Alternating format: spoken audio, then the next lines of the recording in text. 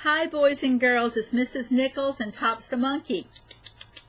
And we are on part 3 of Encyclopedia of Places. And today we're going to be focusing on contents. We've talked about charts with labels and photographs.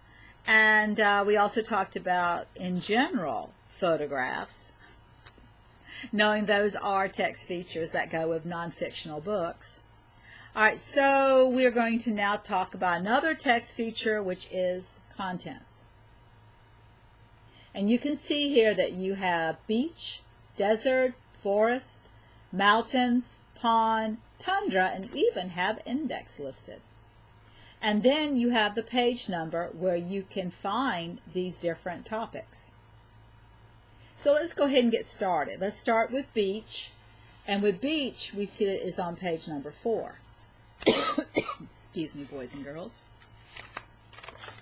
So we go to beach, and we see that the heading for beach is at the top of the page. That's why it's referred to as the heading, top of the page.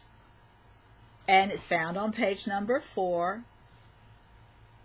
Just like it showed in the contents page.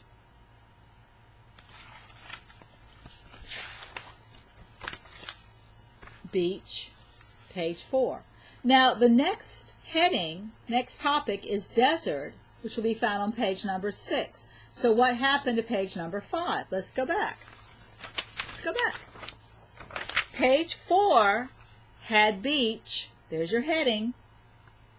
When we turn the page, we see page number 5 right here, and that has the chart for things found at some beaches. So that is the reason why the next heading, boys and girls, would be found on page number 6 for desert, because we're not talking about desert on page 5. That's why 5 can't be listed. Because 5 is still going with beaches.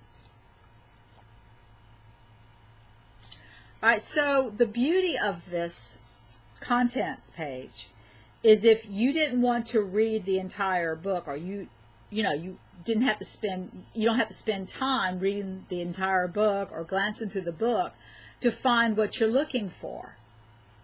Because if you're just interested in one particular place, you can find it in the contents and go right to that page. So if I was interested in learning about the pond, then I would go to page 12 and find the heading, and I would see the heading pond on page 12. So let's go to page number 12.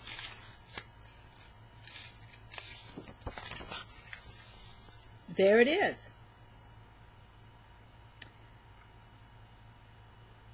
And you can see it's page 12.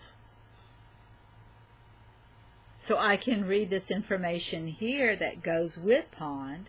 I can go to the next page and obtain even more information, because this is a chart showing pictures, photographs of different things that can be found at some ponds, and they're even labeled so I can know what the names of these things are.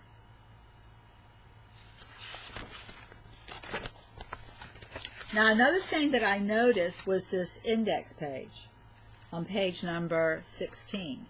And so because the index page needs to be discussed separately from the contents, because it's not the same thing, therefore you need to come back for video number 4, and we will be discussing the index page.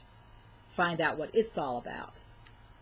Don't forget, boys and girls, don't forget to, if you haven't done this, and I know I keep saying this, if you haven't done this, go ahead and get this graphic organizer and fill in at least one of the bubbles, one of the boxes, about something that you learned from this video.